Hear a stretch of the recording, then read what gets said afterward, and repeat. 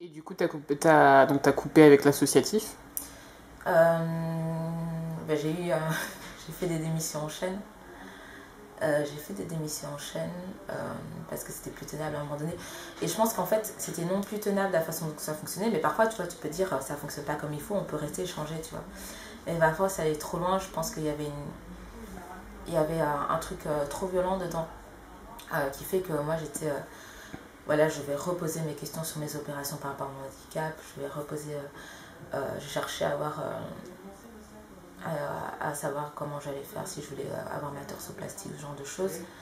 Et en fait, c'est des trucs lourds et je pouvais pas assumer ça en plus de se prendre se prendre des trucs dans la face dans un milieu où tu es censé, où non seulement tu es quelqu'un qui a un jeu de représentation, un rôle de représentation, qui a un poste qui est censé être à pouvoir et responsabilité qui est critiquable en soi, déjà à la base, mais qui en plus, dans ce contexte-là, est encore plus bizarre, et où tu te prends euh, une violence qu'on devrait normalement combattre ensemble, tu vois.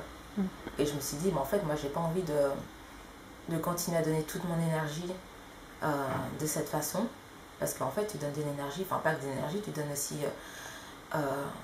l'énergie, un truc qui est déjà très compliqué, parce qu'en plus, je suis une personne handicapée, donc mon énergie, elle est comptée, tu vois. Et aussi financière. Surtout au début, il n'y a pas de moyens, etc. Donc voilà, c'est un investissement, c'est des risques aussi, etc. Parce que tu as toute la politique de responsabilité, etc. Tu as des trucs qui jouent avec la famille, tu as des trucs qui jouent avec la communauté, tu as des trucs qui jouent avec la réputation, avec le fait de trouver un emploi par après par rapport aux positions que tu as prises. Et en fait, ça ne valait plus la peine. Je me suis rien dit en fait, c'était trop et je suis passée par la porte. Je me suis dit, à ma dernière démission, mon mandat il s'arrêtait 2 jours plus tard, et 2 jours avant j'ai démissionné, j'ai même pas tenu jusqu'au bout quoi. Et je préfère en fait être claire avec moi-même, pas me censurer et me dire ma lutte à moi elle est sur plusieurs fronts, si tu peux pas, tant pis on le fera pas ensemble tu vois. Mais viens pas parler à ma place et viens pas utiliser mon image, et je veux plus qu'on utilise mon image. Je prends. Mais c'est ça, tu sais, ça fait un peu genre in the real street. Voilà, à Paris, tu as le gros cliché, la belle, elle a dû venir à Paris. J'ai même les plans du métro et tout, je me suis dit, j'ai une âme d'artiste comme ça là. Non. Voguer dans la vie. C'est ça, avec une petite musique classique derrière.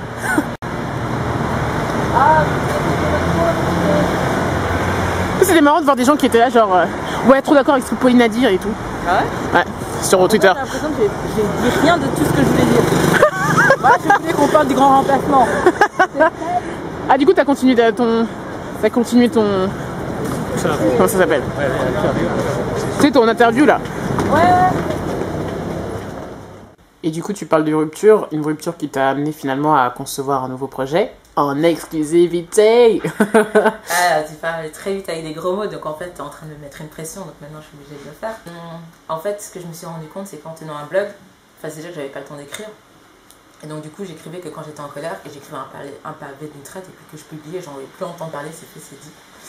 Mais en fait, ça te met dans un contexte de nécessité absolue, tu vois, l'exigence de l'immédiat. Et c'est souvent comme ça en réaction. On a contrôlé ma mère, c'est parce que ma mère venait me raconter ça. Avec le fait que les lesbiennes étaient toujours invisibles dans les politiques nationales de santé publique en ce qui concerne les infections sexuellement transmissibles. Moi, c'était aussi ça. On venait de finir le plan national de lutte contre le VIH, etc.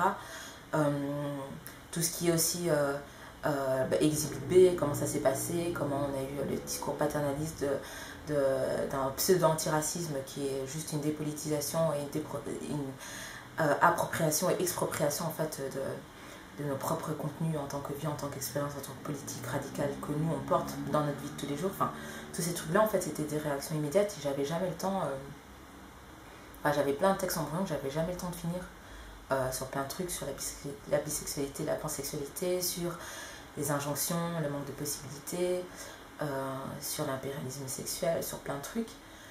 Et du coup, je me suis dit, au lieu de me prendre la tête, et il y a ça d'une part, et d'autre part, le fait qu'on voit de plus en plus que des gens qui ont plus d'espace public d'espace de liberté d'expression ou d'espace professionnel d'expression aussi, récupèrent ce qu'on dit plus tard et le dépolitisent, mais redisent exactement les mêmes termes, quoi, mais en les dépolitisant. Et parce qu'on n'est pas légitimé, le fait qu'on écrive sur Facebook, qu'on écrive sur Twitter, qu'on écrive sur des blogs et tout, pour eux, ça n'a pas une valeur universitaire, ça n'a pas une valeur d'une tribune dans le Monde ou Libération ou La Libre Belgique ou Le Soir chez nous en Belgique. Alors qu'en fait, les gens ils développent une source mais de critique radicale, d'expérience de vie, d'expérience de terrain, d'articulation politique de ouf que les sphères mainstream ou élitistes ou détachées du terrain n'ont pas et qui viennent puiser. Et en fait, moi, ce que je me suis dit, c'est que au lieu de me prendre la tête et d'en arriver à juste à constater comment on récupère tout, et je vais juste prendre le temps de méditer moi-même avec que dalle et de publier pas ce qui va être vraiment une revue, mais qui va être un carnet de réflexion avec des thématiques. Et quand j'ai fini un certain nombre de textes qui tournent autour d'un même sujet, directement ou indirectement, et le publier.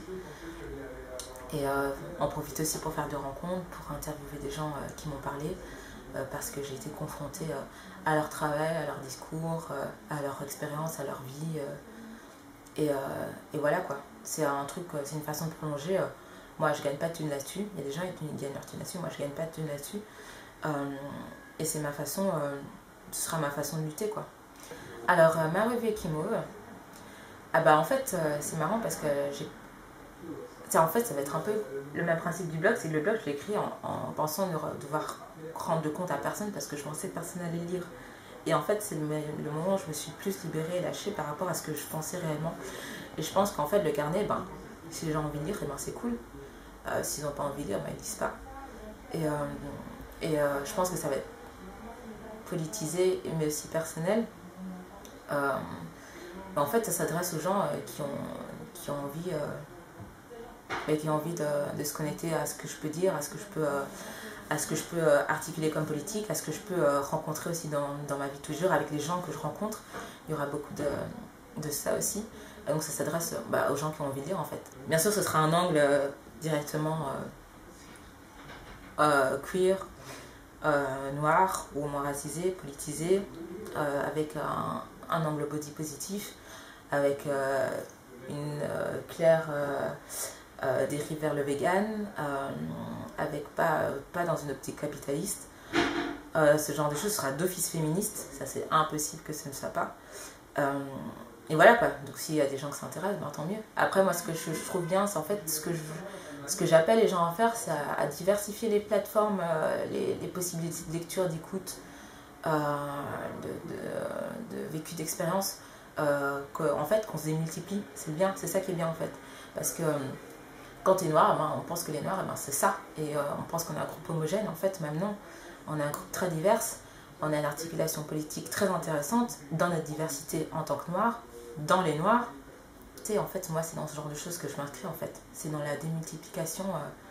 Et j'invite tout le monde à le faire, même si ça prend du temps, d'énergie, ou pas forcément comme ça, mais pas forcément à l'écrit, pas forcément... Enfin, il y a plein de façons de le faire et c'est ça qui est important. C'est de laisser une trace et... c'est un jeu important dans ce qui est la transmission parce que je pense que tout le monde se rend compte que on a l'impression qu'on est tout seul, qu'il n'y a rien eu avant alors qu'il y a eu plein de choses avant et qu'on n'est sûrement pas tout seul, ça c'est clairement non. Et en fait c'est le truc de la transmission et c'est une façon de laisser une trace. Voilà. C'est à qui veut. Et si tu veux pas, moi je m'en fous, tu le prends pas. Enfin, c'est pas mon problème en fait. Ouais, c'est pas mon problème. Voilà, c'est pas mon problème, j'ai d'autres... voilà. J'aimerais bien que le premier numéro sorte fin mars. Ce sera peut-être en avril. Et il devrait s'appeler Rupture. Parce qu'en fait, là, j'enchaîne les ruptures. Mais pas dans le sens forcément rupture et puis néant, mais c'est justement comment ces ruptures peuvent être source d'énergie, source de production, source de créativité, source d'inventivité. Et voilà. Ce sera ce qu'on ne veut plus. Là, en fait, je suis dans un stade où je sais ce que je veux pas, ce que je veux plus. Et ça va être surtout là-dessus pour ensuite rebondir avec les numéros suivants, j'espère.